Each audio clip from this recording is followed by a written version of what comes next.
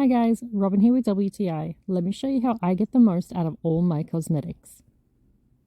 I know we've all been there trying to get the last drops of our favorite lotions out of the container. Well, now comes this 2-pack of spatulas.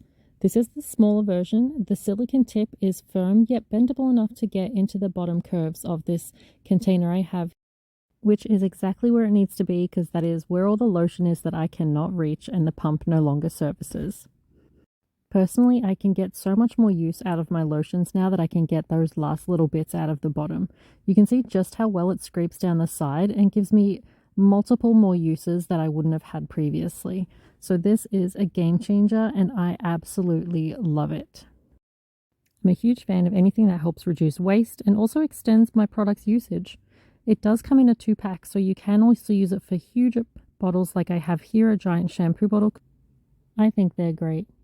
But that's just my point of view.